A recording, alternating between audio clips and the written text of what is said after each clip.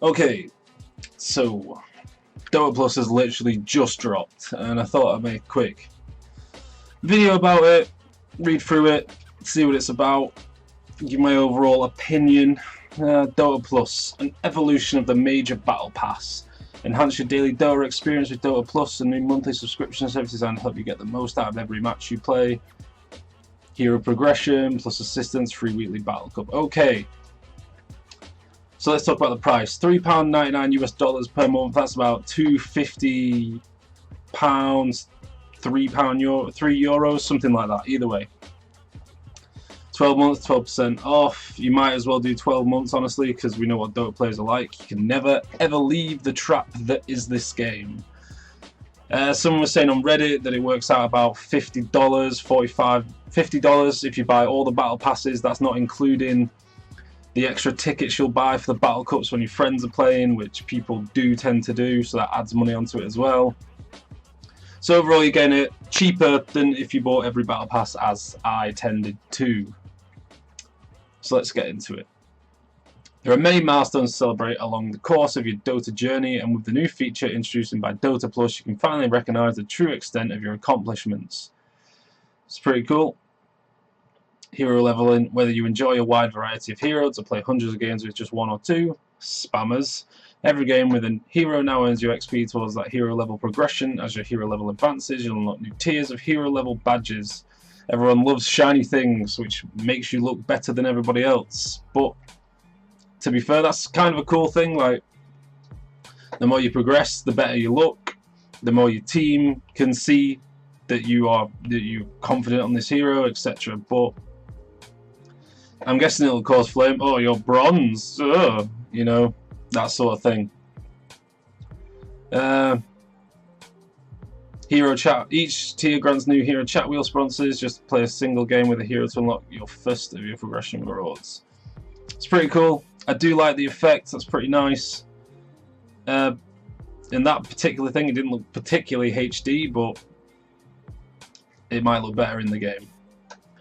Hero-specific challenges. Every hero now has a pool of tailored challenges, including those that focus on a hero's specific mechanics. That allows you to sharpen and improve your skills and playstyle. Each challenge offers 3 levels of difficulty with more XP awarded for more stars attained.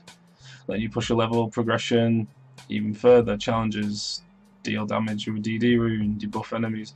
I suppose it promotes using different weapons a lot of times, getting better with the mechanics of the game and stuff like that. And people do love boosting the levels, so yeah, it's pretty cool. In-game progress. Track your in-game progress to help you plan your strategy, but remember, you'll only reap the rewards if you win. Whatever, it's literally just battle pass stuff, I think. Rewards, everyone loves the rewards. I imagine they'll be untradeable, so there'll be probably no making money off this. 14 relics, 10 common and 4 rare.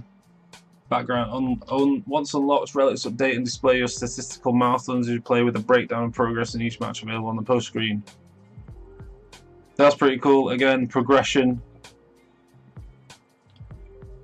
Does this show up in the game? I'm guessing it does. If so, that's pretty cool. Take control of your hero's voice with the new hero chat wheel. Also, is it hero specific? It is, so you can now say them commands. That's pretty cool. So when you get a cheeky deny, you can be like, ha ha ha ha, as Invoker. Yeah, I like that. That'd be quite interesting to see in the pro scene as well, because they tend to be quite banterous with it.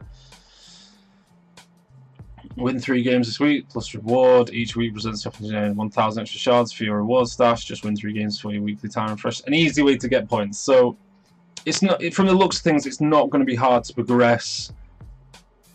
But is that a good or a bad thing? You can use shards to choose rewards from a stock of new plus exclusive items as well. So, yep, a different way to buy shiny things. Hearthstone, League, all of these adapt this model of earning coins in game, so that's pretty cool. Assistance. So, I'll read it anyway. A world of knowledge at your command. The collective knowledge of the Dota community is vast, and every day as millions of games played around the world, it grows. Now with the help of Plus Assistant and global responsive Dota, know-how can be brought to bear every single game you play. Real-time item and ability suggestions. Kind of pay to win, I think, a bit, mainly at lower brackets. Even at, I'd say, 4K and more ancient, that people don't know what to buy. I mean, this will be helpful. But Dota buff and stuff like that is gonna take a bit of a hit from this, I imagine. Item suggestion, that's nothing new, unless it's hero specific, like against the heroes you're picking.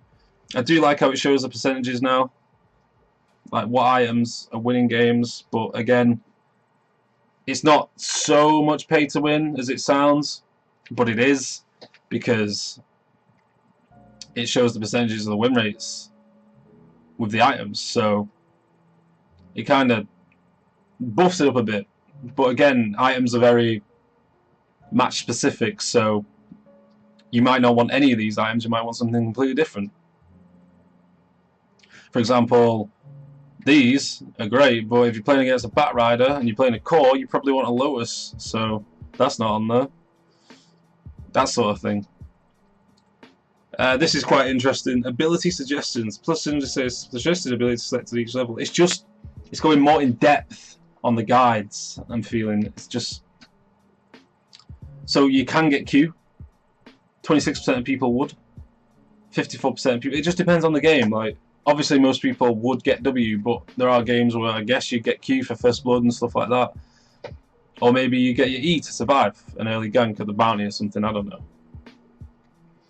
Don't know which hero to pick. Look at the assistant suggestions, taking into account the heroes, your allies, and those have selected to give yourself. See, this is a bit pay to win, but they do have a program called Overwolf, which basically does the same thing. It shows assistance and what you want and suggests what to pick against a team, and it even goes into detail about the matches they played this month. So if someone's a Storm spammer, it'll say ban Storm, pretty much.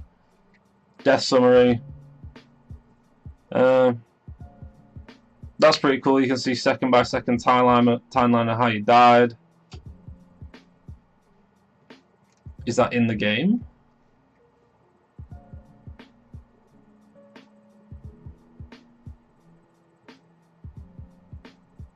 Yeah, you can do it in game. So that's pretty cool. You can see literally what's killed you, what combinations killed you. That would help you decide what item you want and stuff like that. Yeah, that's pretty cool. I like that. Again, is it pay to win? It feels slightly pay to win. Sometimes conditions dictate that plan must change, and that can include lane configurations. The pre-game draft proceeds. The system will provide suggestions for how your team may choose to lane.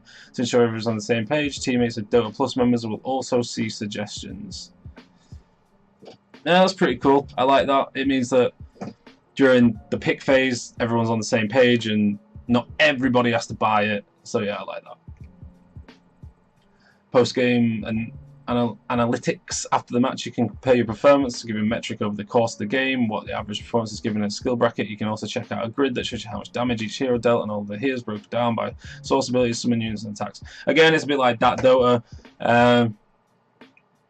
giving you more detailed information to help you improve as a player. Rank trends, see pick win rates for talents as well as trends for heroes, pick ban rates in each skill bracket. Again, a bit pay to win, but only in the client. Like if you're out of client, you can still do all of this research on that Dota and Dota buff and stuff like that. During the game, you'll have an update HUD with real-time KDA, last hit and net worth, so that you can track your performance compared to the average other player, the heroes in the same skill bracket. That's pretty cool. There's bracket comparable, so you can see what needs to be done to improve slightly or not improve, what you're doing right and what you're doing wrong, and stuff like that. How you compare, pretty much. It's a good learning tool. Spectating tools. Graph is expected win probably calculated based on conditions of the game. That's pretty smart. It's literally something else for casters to talk about, and I like that. Battle Pass is back. 99p. So again, it's going into the price thing that if you want to buy a compendium separately, I don't even know if you'd be able to, but when I played my stack, I often ran out of tickets because I wasn't buying the levels. I was just leveling up naturally. A bit of seasonal variety is nice. Members will have access to seasons activate during each season, so that's nice. Each season you can change it, so that's what, 4 maps a year. I like that. Dotaplus and evolution of the major battle pass.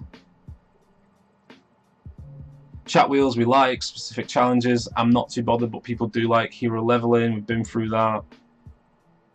Exclusive plus hero sets, legacy hero sets, hero relics, yep. And first time completion of welcome quest, 2,000 free shards. So again, you know what Valve are like, you're going to get a lot of free stuff. You get a lot of information, but the question is, and probably the title of this video, is this pay to win?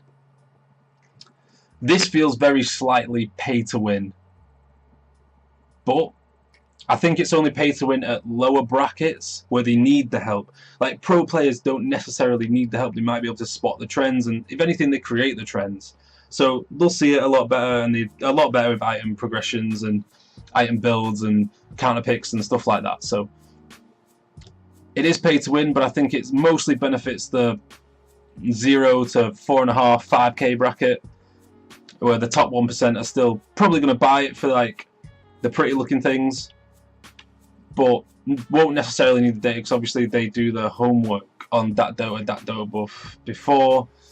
And yeah, I think it's a good thing. Like when you buy a new game, you don't play it for a year. Like a lot of us have been playing Dota for many years. A lot of people don't buy crates or chests, and they're completely happy with that. And it's been free to play, and it's still free to play. But when you buy a new game, a brand new AAA title, Call of Duties, Battlefield 1s, etc., they're normally about £50. So you're buying this, you can pay monthly, you can get 12% discount, and it's even cheaper than a brand new game. And it's probably what you mostly play is Dota, especially if you're watching this video. So I would say, if you've got the spare $3.99, or if you can buy it in bulk, I'd say it's definitely worth it. It does feel slightly pay to win at the lower MMRs, but again, you're getting your free stuff, you're supporting Valve, you're keeping Dota alive pretty much. You won't have to buy chests as much if that's what you're into. And yeah, I think it's a good thing. You don't have to buy it. I don't think necessarily anybody would need to buy this, but it does feel like a good purchase. Again, it is kind of against Valve's free-to-play system, I feel. But yeah, let me know what you guys think. Is this pay to win? Do you think it's worth $3.99 a month? Do you think subscription was the right way to go, or it was better to buy monthly season passes? Yeah, let me know how you feel about it all. Peace.